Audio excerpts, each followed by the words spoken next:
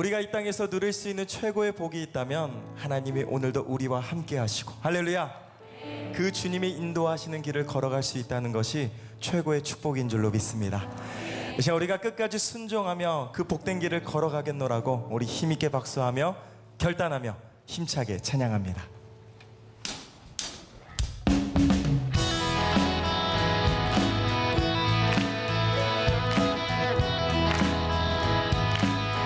주와 같이 길 가는 것 즐거운 일 아닌가. 우리 주님 걸어가신 발자취를 밟겠네. 할렐루야.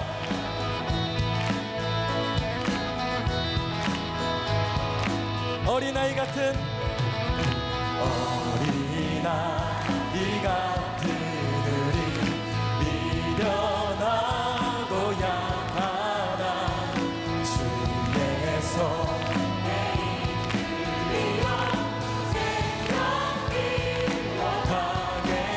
날마다 주님 따라가니 한 걸음씩 또 한 걸음씩 주님 나와 영원히 함께 하시니 기쁨으로 걸어가리.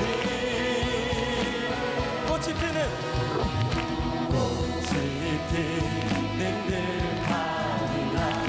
험한 골짜기라도 주와 같이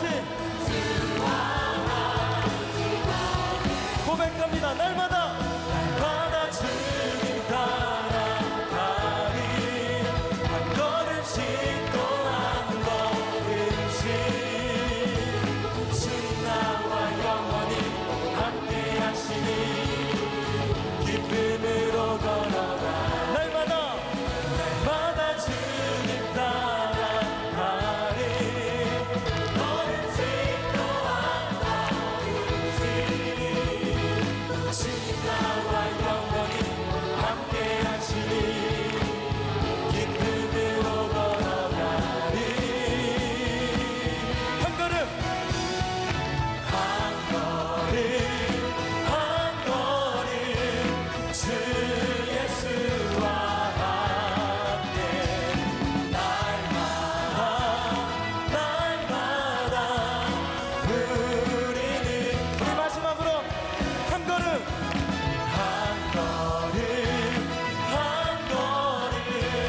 주 예수와 함께 날마다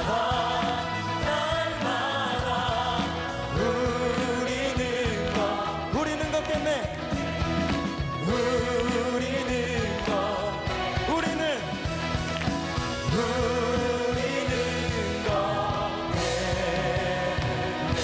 할렐루야.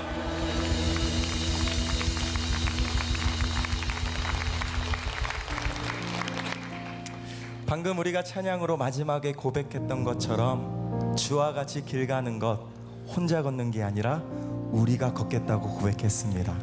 할렐루야. 우리 이 시간 옆에 분들에게 이렇게 한번 믿음으로 축복하실까요? 사랑합니다. 앞뒤로도요. 한 번 더 사랑합니다.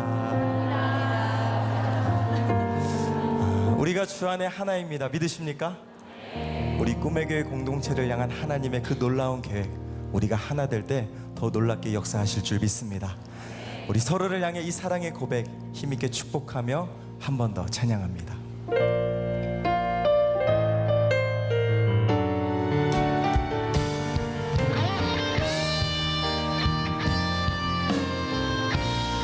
주 안에 찬양하게 하시니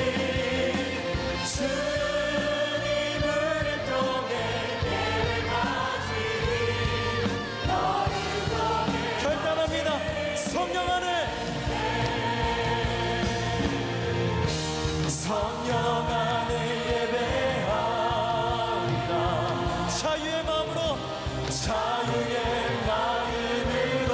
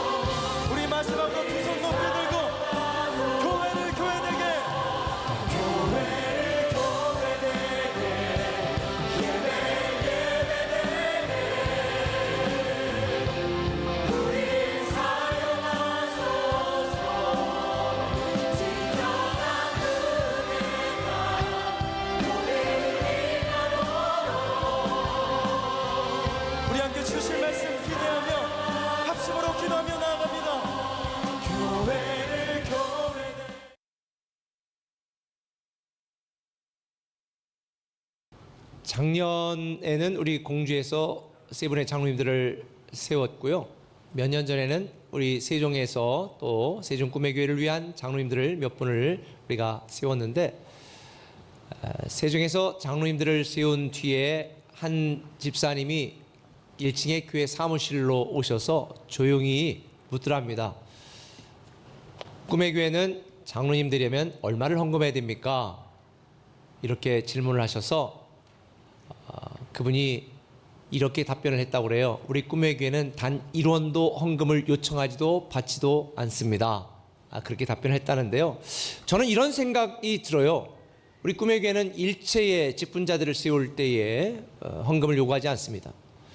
오히려 교회를 위하여 목숨 걸고 인생을 걸고 섬기겠다고 하나님과 사람들 앞에서 서약하는 그분들에게 목사나 교회가 오히려 더 사례를 해야 되는 거 아닌가? 저는 이런 기본적인 생각을 갖고 있습니다. 우리 꿈의 교회에서 장로님 되는 건 굉장히 쉽습니다. 교회가 정한 일정한 기준들이 있는데 그런 기준들을 통과하면 1년 동안 우리가 피택하고 몇 가지 기본적인 것들을 요청하기는 합니다. 예를 들어서 양육훈련을 부부가 5가정 이상을 해야 된다든지, 그리고 피택이 되면 1년에 성경 1독을 하고 최소한 한 사람 이상을 전도를 해야 되고, 또 목자로 계속 헌신하고 섬기는 분들 중에 그렇게 세웁니다. 참 쉽죠? 그런데 한 가지가 더 있어요. 책을 읽게 합니다. 공주에서 장로님들 세울 때는 24권의 책을 읽고 교회 홈페이지에 독후감을 올리도록 했습니다. 그런데 세종은 너무 바쁘신 분들이 많아서 12권으로 줄여드렸습니다.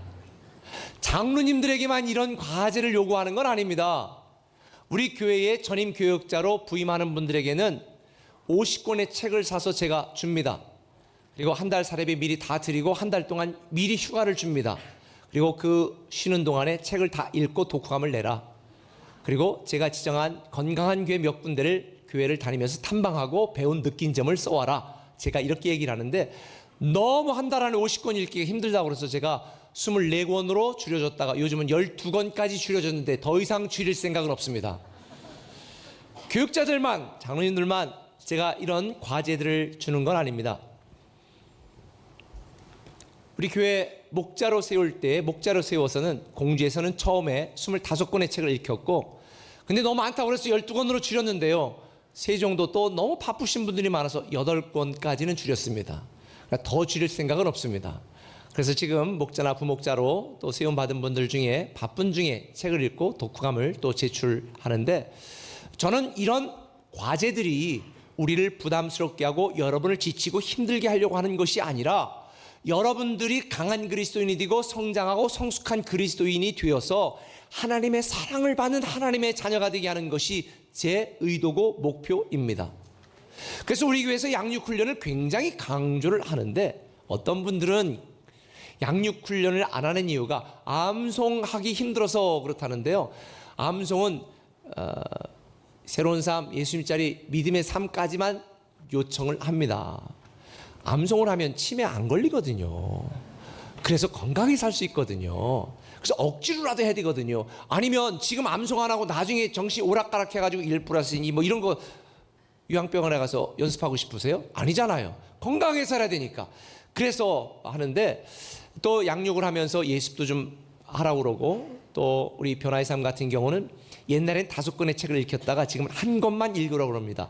정말 좋은 책이라 그렇게 제가 말씀을 드리는데, 그런데 그걸 꼭 안 하겠다는 걸 억지로 시키진 않아요. 안 해도 수련을 할 수 있습니다. 그러나 제가 기대하는 건 그런 많은 영적 과제들을 통해서 우리가 성장하고 성숙했으면 좋겠다라는 거예요. 사실 아무런 과제나 훈련이 없으면 우리는 절대로 성장할 수가 없습니다. 하다못해 초등학생들도 과제가 있잖아요. 그런데 왜 우리는 하나님이 우리의 성장을 위하여 주시는 과제들을 부담스러워할까? 많은 사람들이 영적인 과제 부담스러워하고 영적 훈련 힘들어하고, 그래서 편하게 이지웨이, 편하게 신앙생활하고 싶어 합니다. 많은 사람들이 작은 교회를 싫어하고 큰 교회를 또 찾는 분들도 있어요. 작은 교회에 헌신하려는 분들도 참 많지만 왜 그럴까요? 간섭 안 받고 신경 안 쓰고 혼자 조용히 신앙생활하고 싶다라는 거죠. 그런데 여러분 이거 아셔야 됩니다. 우리가 영적으로 훈련되어져서 정말 하나님이 기대하시는 수준으로 우리가 성장하지 않으면 우리는 하나님이 우리를 위하여 예비하신 새로운 미래의 축복을 누릴 수가 없습니다. 그럼 우리에게 주어지는 영적인 과제에 대해서 우리는 생각을 바꿔야 됩니다. 이것은 하나님이 우리를 귀찮게 부담스럽게 힘들게 해서 우리를 죽이려는 것이 아니라 우리에게 이미 주시고 약속하신 하나님의 축복과 새로운 미래를 누리게 하시려는 하나님의 사랑이구나, 이렇게 생각을 바꾸셔야 됩니다. 특별히 지금 우리 꿈의 교회가 진행하고 있는 새로운 미래를 여는 40일의 기도행전을 통하여 성경을 일독하자, 그리고 하루에 1시간 이상씩 기도하자, 이것은 여러분들이 정말 사소한 일, 별걸 아닌 일, 세상을 살아가면서 조금 힘들고 견디기 어려운 일들에 치여서 낙담하고 실망하는 그런 아주 어린아이 같은 성도가 아니라 웬만한 문제, 웬만한 상황, 웬만한 환경은 다 극복해내고 이겨낼 수 있는 영적 체력을 키워서 강한 그리스도인이 되게 하려는 것입니다. 그러므로 여러분들 아직까지 양육 결단하지 못한 분들 부지런히 양육 참여하시면 좋겠습니다. 그런데 이렇게 이야기하는데도 나 그저 편하게 그냥 다니던 대로 신앙생활 할 거야 라고 생각하는 분들에게 히브리서 5장 12절에 보니까 하나님이 이렇게 말씀하십니다. 읽어볼까요? 때가 오래되었으므로 너희가 마땅히 선생이 되었을 터인데 너희가 다시 하나님의 말씀의 초보에 대하여 누구에게서 가르침을 받아야 할 처지이니 단단한 음식은 못 먹고 젖이나 먹어야 할 자가 되었도다. 여러분, 아들이 군대 가기 전에 엄마 젖 줘, 젖 많이 먹고 가야 돼. 그럼 어떡하시겠어요? 뭐 이런 정신 못 차린 자식이 있어 뒤통수 한 대 패지 않겠습니까? 아니 결혼할 나이가 다 된 30대 된 딸이 엄마 친구한테 욕 먹었어, 나 인생 살고 싶지 않아, 그리고 입을 덮어쓰고 울고 있다면 여러분 어떻게 반응하시겠습니까? 오늘날 교회 다니지 10년이 되고 20년이 되고 오랜 신앙의 경력을 갖고 있는 분들 중에 어린 아이 신앙을 갖고 있는 분들이 너무 많습니다. 조금만 문제에 실족하고 조금만 힘든 일이 있으면 하나님 앞에 징징대고, 그래서 히브리서 6장 1절은 말합니다. 그러므로 우리가 그리스도의 도의 초보를 버리고 죽은 행실을 회개함과 하나님께 대한 신앙과 완전한 데까지 좀 나가라. 저는 우리 꿈의 교회 성도들이 이렇게 되기를 예수님의 이름으로 축원합니다. 성인아이 신앙에서 이제 그만 벗어나야 됩니다. 날마다 징징거리는 신앙에서 벗어나 누군가에게 힘이 되고 위로가 되고 웬만한 문제에 끄떡도 하지 않는 영적인 체력이 든든한 하나님의 자녀, 왕의 자녀의 축복을 누리시기를 예수님의 이름으로 축원합니다.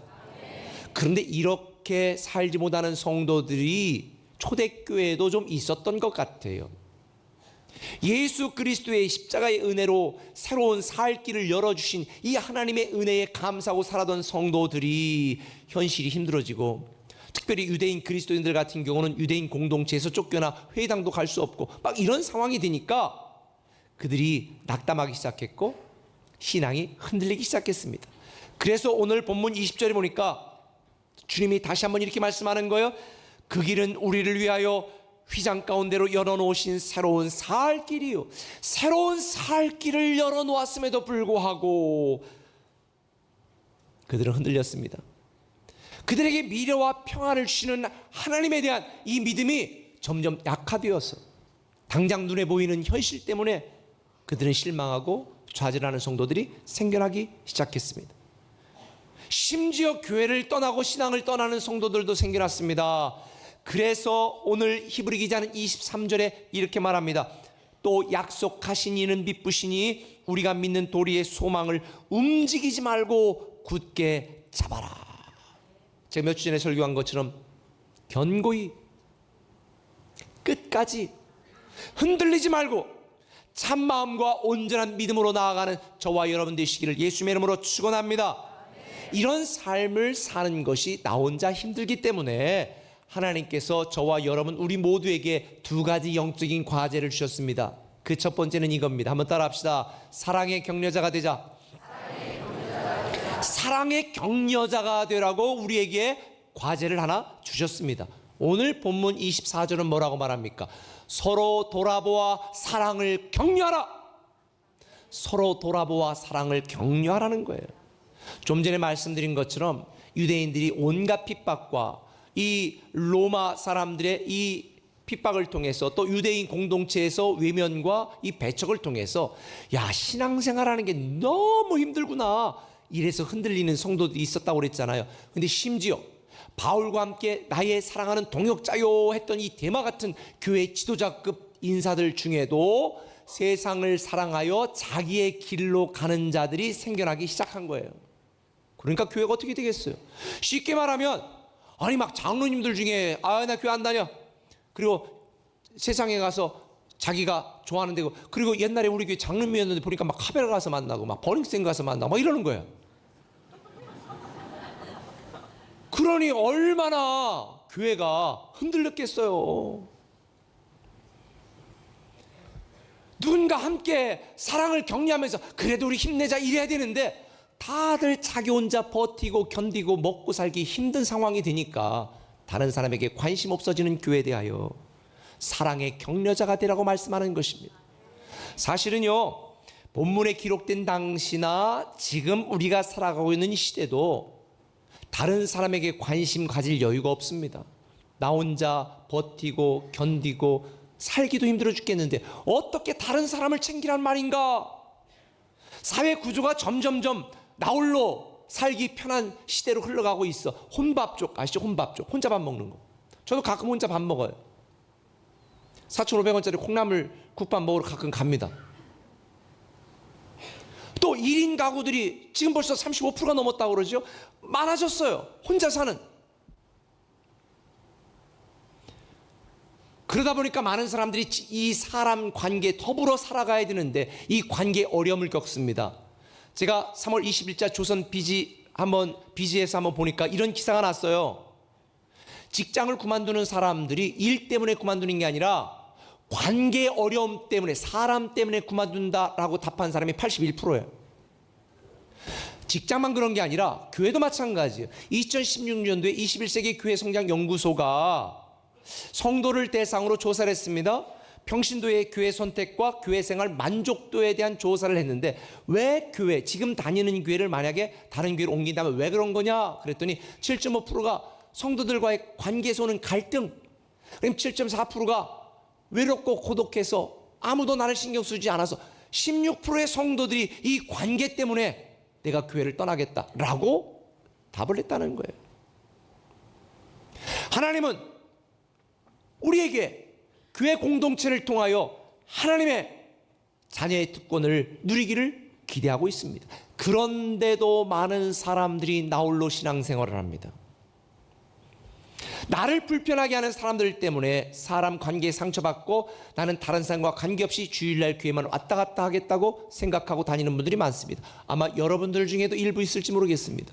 그런데요, 밥은 혼자 먹을 수 있어도 신앙생활은 절대로 혼자 할 수 없습니다. 왜? 교회의 본질이 공동체입니다. 교회의 본질이 공동체이기 때문에 하나님은 이 공동체를 통하여 성도를 축복하기 때문에 교회 공동체에 소속되지 않고 교회 공동체를 떠나 나홀로 신앙생활 절대 할 수 없습니다. 할 수는 있죠. 그런데 하나님의 축복을 누리거나 경험할 수가 없습니다. 왜 두세 사람이 이름이 모인 곳에 하나님께서 함께 하신다고 약속했을까요? 에베소서 3장 21절에 보면 너희들이 구하는 것이나 생각하는 것에 넘치도록 내가 너에게 줄 것이다. 그리스도 예수 안에서와 교회 안에서.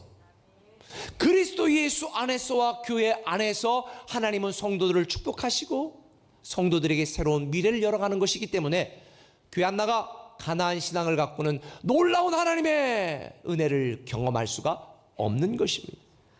그래서 유명한 폴 트루니엘은 그런 얘기를 했습니다. 이 세상에 사람이 혼자 할 수 없는 것이 두 가지가 있다. 하나는 혼자 결혼하는 것이고 하나는 혼자 신앙생활하는 것이다. 절대로 혼자 결혼할 수 없고 절대로 혼자서 신앙생활할 수가 없습니다. 그래서 오늘 본문에는 우리는 서로 돌아보아 사랑을 격려하라고 우리에게 영적인 과제를 주는 것입니다. 우리는 교회 공동체 안에서 서로 돌아보아 사랑을 격려해야 우리는 신앙생활에서 승리할 수 있습니다. 여러분이 힘들고 지칠 때 누군가 여러분을 위해 기도할 수 있는 기도 중보 기도자가 없다면 그것은 인생의 가장 큰 비극입니다. 돈이 없는 게 비극이 아니에요. 아파서 힘든 게 아니에요.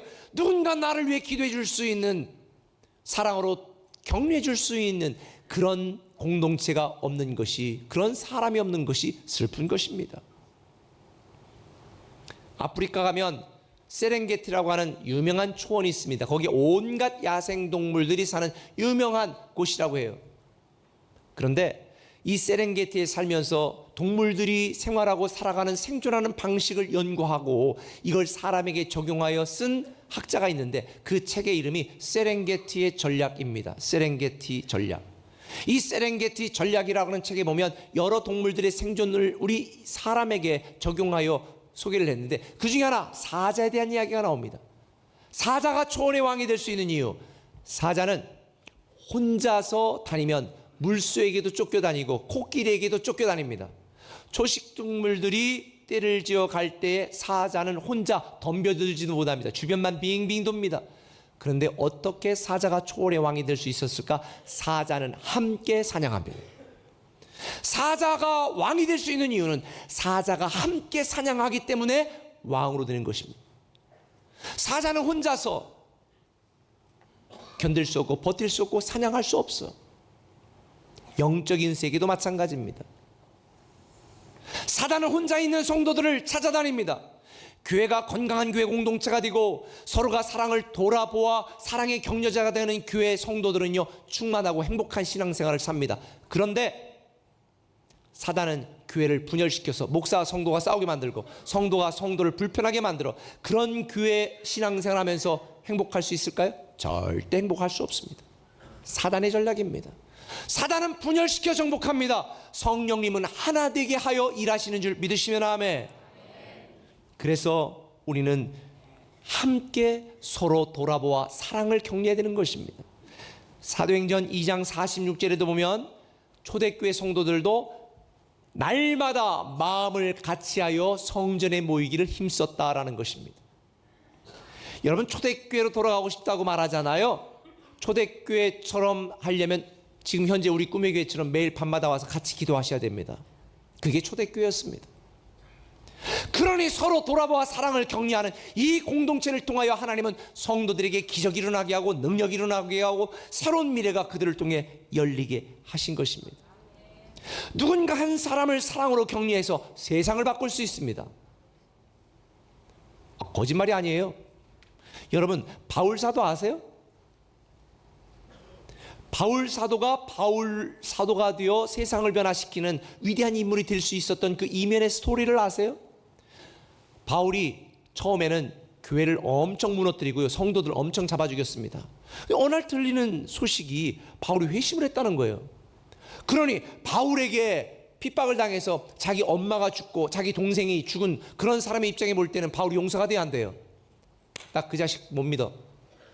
그놈 그거 가짜야. 여태까지 수많은 우리의 가족 친척들을 잡아다 죽이고 교회를 무너뜨린 그 인간을 어떻게 용서할 수 있어? 설령 회심을 했어도 난 용서 못해. 이게 당시 성도들의 입장이었어요.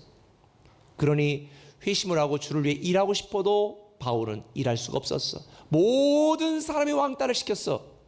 그래서 바울은 아라비아 사막에 가서 3년 동안 애들 말로 찌그러져 있었습니다. 그곳에서 눈물을 흘리며 고독하며 하나님을 만나고 자기의 영성을 준비하고 공부하는 시간을 가졌죠. 그때에 누군가 한 사람, 우리가 잘 아는 바나바라고 하는 사람이 그곳을 찾아가 바울에게 말합니다. 바울아, 힘내. 많은 사람이 믿지 않아도 나는 믿어. 너 하나님 사랑하지? 난 함께 가자. 같이 일하자. 내가 너 도와줄게. 그래서 바울의 손을 잡고 어디로 갔어요? 안디옥 교회 가서 같이 섬길 수 있는 기회를 주었고, 그때부터 하나님은 바울을 통하여 기독교 역사를 바꾼 줄 믿으시면 아멘. 누군가 한 사람의 사랑의 격려가 기독교 역사를 바꿨습니다. 여러분의 한 목사님을 격려함으로 한 교회가 살아날 수 있습니다. 한 아버지를 격려함으로 한 가정의 인생이 바뀔 수 있습니다. 저는 여러분이 이런 사랑의 격려자가 되기를 예수님의 이름으로 축원합니다.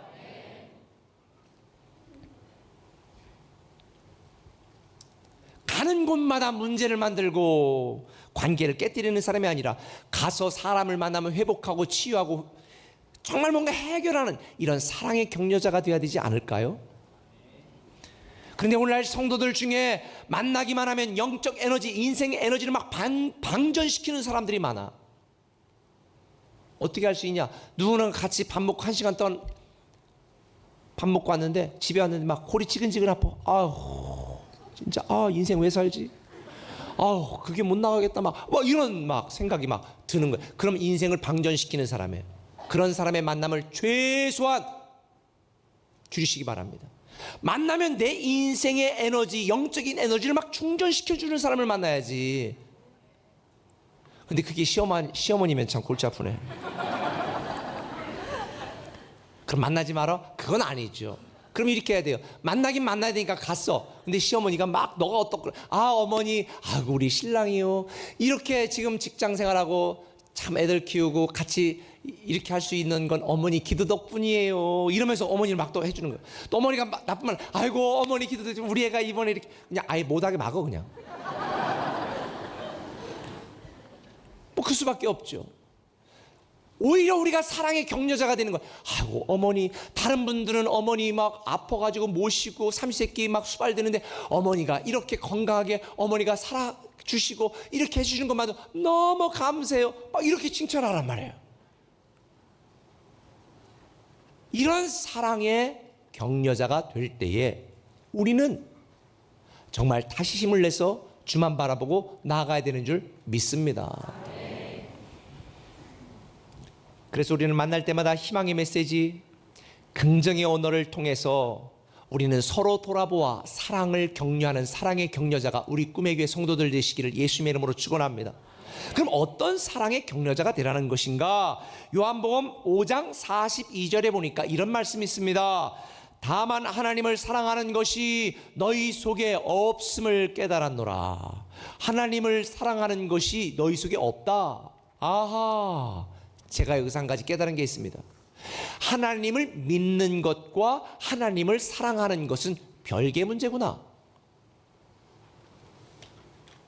오늘날 하나님을 잘 믿고 섬기는 사람들이 많습니다. 근데 하나님을 사랑하는 사람은 찾기는 쉽지 않습니다. 주님께서 요한계시록에 보면 에베소 교회에게 이렇게 책망하십니다. 야, 너희들 게으르지도 않고 부지런하게 하나님을 섬기는 것 정말 내가 칭찬한다. 그리고 이단들로부터 너희들이 싸워서 이긴 것도 칭찬하고 너희들의 수고와 인내를 내가 다 안다. 그런데 한 가지 문제가 있다. 너희들은 하나님에 대한 첫사랑을 잃어버렸다. 하나님에 대한 사랑 없는 열심, 이걸 지적하고 있는 거예요. 오늘날 하나님을 사랑하는 이 사랑의 마음이 없이 열심을 내는 성도들이 얼마나 많아요. 이 일로 하나님을 섬기는 사람이 얼마나 많아요. 근데 하나님은 이걸 말씀하는 거예요. 너 일 줄여도 괜찮아. 근데 나를 사랑했으면 좋겠어. 우리는 뭔가 주님을 위해서 뭔가 해야 될 것 같은 영적인 강박관념을 갖고 있는 사람이 있습니다. 아니에요. 제가 우리 교회 와서 1년은 좀 쉬어라, 놀아라, 양육만 받으라 하는 이유도 바로 여기에 있는 거예요. 하나님에 대한 사랑을 회복해야죠. 마태복음 22장 37절에 말합니다. 내 마음을 다하고 목숨을 다하고 뜻을 다하여 주 너희 하나님을 사랑해라. 하나님이 우리에게 원하는 것은 하나님을 사랑하는 거지 하나님을 위해 일하라는 것이 먼저가 아니에요. 하나님을 사랑하면 사랑하기 때문에 주님을 섬기게 되어 있거든요.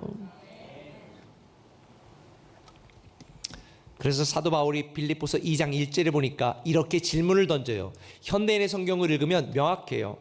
그리스도 안에서 여러분은 서로 격려하고 있습니까? 그리스도의 사랑으로 서로 위로하며 성령으로 교제하고 있습니까? 여러분 어떠세요? 그렇게 하고 있습니까? 저는 그렇게 하기를 예수님의 이름으로 축원합니다. 우리가 목숨 걸고 하나님을 사랑하는 것, 어떤 분들은 아유 부담스럽다, 지금 나도 나 사랑하기 힘든데. 그런데 여러분 이거 아셔야 돼요. 요 고린도전서 제가 8장 3절 읽으면서 기가 막힌 걸 깨달았어요. 누구든지 하나님을 사랑하면 그 사람은 하나님도 알아주시느니라. 여러분들 중에 신앙생활 하면서 왜 하나님 나를 이렇게 방치해요? 왜 이렇게 하나님 나 알아주지 않아요? 왜 하나님 나에게 관심이 없어? 이런 분들 혹시 생각이 드는 분이 있을지 모르겠습니다.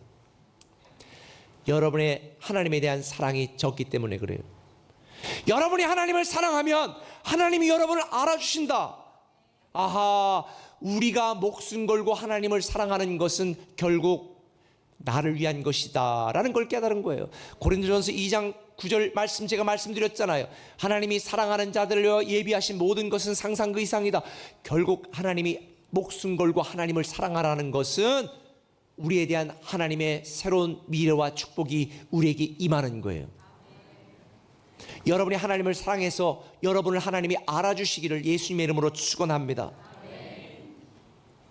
그런데 이런 사랑의 격려자로 살아가는 것에 머물지 말고 두 번째 영적인 과제를 우리에게 주셔요. 그게 뭐냐면 한번 따라합시다. 선행의 격려자가 되자.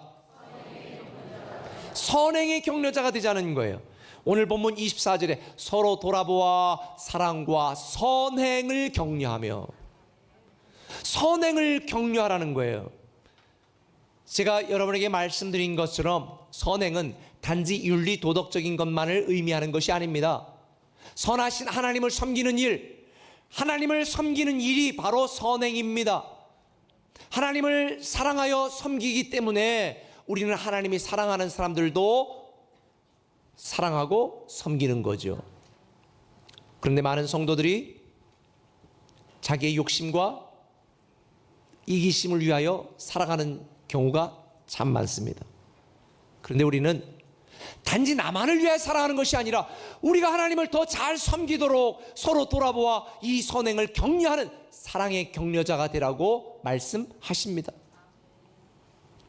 단지 나를 위한 탐욕과 욕심의 성을 쌓는 것이 아니라 하나님 나라의 길을 내는 사람, 단지 내 육적인 이익과 육적인 욕심만을 위해 살아가는 것이 아니라 영적 가치와 복음적 가치를 위해 살아가는 사람, 이렇게 살도록 서로 격려하는 것입니다. 아우, 집사님 돈 많이 벌어, 내가 기도할게. 그래서 더 많은 사람들에게 베풀고 나누고 하나님을 섬기는 일에 잘 귀하게 쓰임받도록 내가 기도할게. 여러분, 이런 격려자가 돼야 돼요. 우리는 하나님을 섬기도록 구원받았고 우리는 하나님을 섬기도록 창조가 된 존재입니다. 하나님을 섬기는 이 선행의 삶 가운데 하나님은 우리가 이 땅을 살아가는 동안 행복하도록 디자인하셨어요. 그런데 어떤 사람들은 하나님 섬기는 것을 부담으로 생각합니다. 아, 교회 갔더니 뭘 자꾸 섬기라고 그래. 그런데요, 하나님을 섬기는 것이 하나님을 위한 게 아니라 사실은 여러분 자신을 위한 거예요. 왜 그런 줄 아세요? 여러분, 성경에 보면 모세가 여호수아를 앞세워 산 밑에서는 가나안 족속과 전쟁하게 만들었는데 산 위에서 모세가 손을 들고 있으면 전쟁에서 이기고 손 아파서 손을 내리면 어떻게 했어요? 전쟁이 지는 거야. 그러니까 양쪽 손을 누가 들어줬어? 아론과 훌이 들어줬죠. 그래서 서로 모세 지치지 마, 힘내세요, 우리가 도와줄게. 그래가지고 서로 돌아보아 선행을 격려하고 손을 들고 있었더니 전쟁에서 어떻게 되었더라? 승리하였더라. 그런데 그 승리가 하나님의 승리였을까요? 이스라엘 백성들의 승리였을까요? 하나님의 승리이기도 하지만 결국 누구를 위한 승리였어요? 이스라엘 백성들을 위한 승리가 되었던 것입니다. 우리가 서로 돌아보아 선행을 격려하여 하나님을 섬기는 그 섬김의 수혜는 결국 누가 받는 거예요? 우리와 우리 교회와 우리 가정과 여러분 자신이 받게 된다는 거예요. 하나님을 섬기는 것은 부담이 아니에요. 하나님을 섬기는 삶 속에 행복이 있고 우리가 하나님을 섬기면 이 섬김의 수혜가 누구에게? 여러분 자녀에게, 여러분 가정에게, 여러분 인생 속에 임하게 된다는 것이죠. 저는 제가 이렇게 하나님을 섬길 수 있는 목사의 특권과 축복을 받은 결정적인 이유 중에 하나가 제 5대조 할아버지부터 시작해서 주의 종들 교회를 엄청 잘 섬겨왔거든요. 우리 친가 3대부터 시작해서 할머니부터 정말 열심히 복음을 해 살아오셨거든요. 그 섬김의 수혜를 제가 받는 거예요. 저는 여러분들이 만왕의 왕이신 창조주 하나님을 섬기는 이 거룩한 영적 특권을 다른 사람에게 빼앗기지 않으시기를 예수님의 이름으로 축원합니다. 릭 워런 목사는 이렇게 말했습니다.